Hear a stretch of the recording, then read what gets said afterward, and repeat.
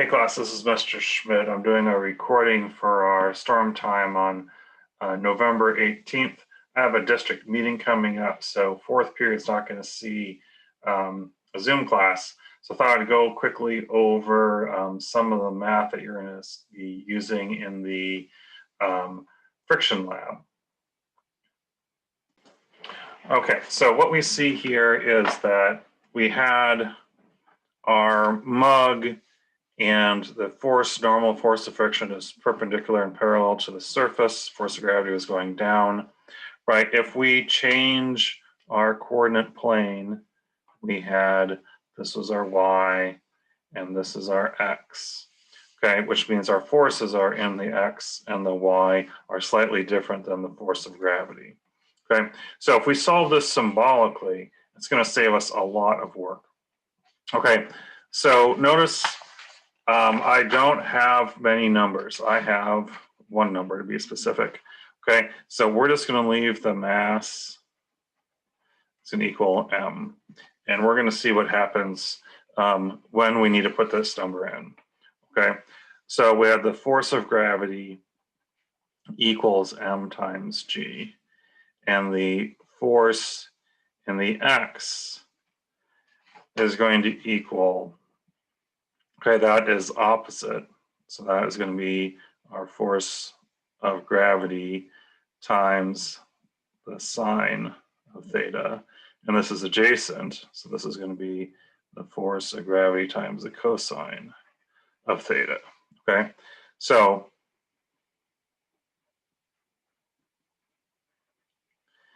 and f of y equals. Now, remember this sine and cosine. Sine is also the same as equals opposite over hypotenuse. Okay, which is kind of x over force of gravity equals, okay, and f of y over,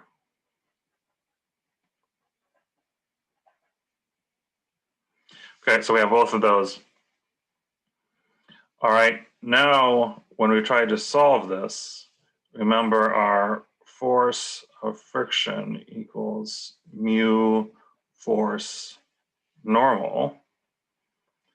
Okay, so mu equals force of friction over force normal. Okay.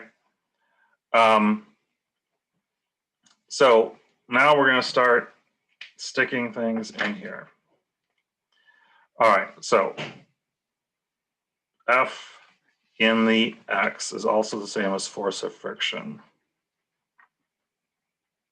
And F in the Y is the same as the force of normal.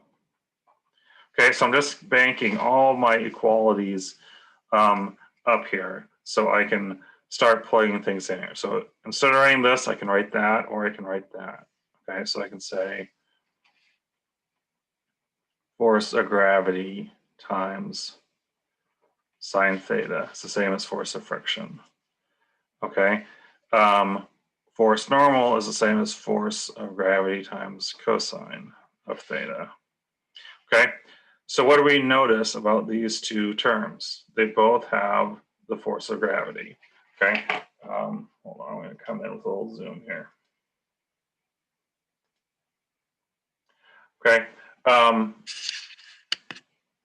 So they both have the force of gravity, which means we can now say sine over cosine equals mu.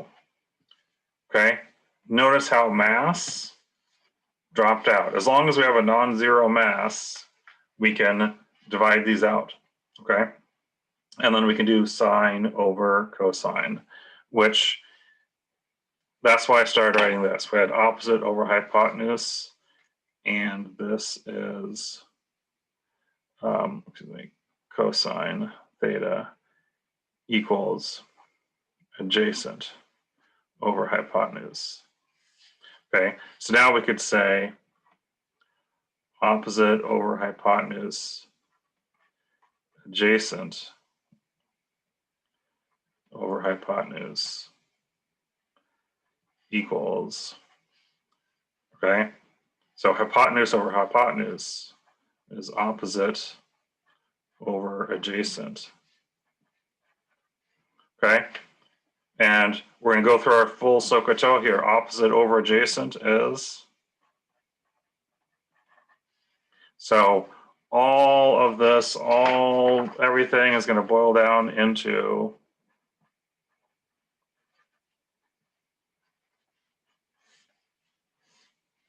okay? It's all going to boil down into tangent theta equals mu. So that's why if you do your symbolic solving early on and you do all of your trig identities, okay, this should become a very fast lab. You take your devices, measure the angle, you do that 5 different times, you get your 5 different angles, you get out your calculator, you make sure you're in degrees, you plug it in, it should be done. Compare it to your Google work and you're done. Okay, so with that, hopefully 4th period you have what you need to get started and you can email me any questions you have. Okay.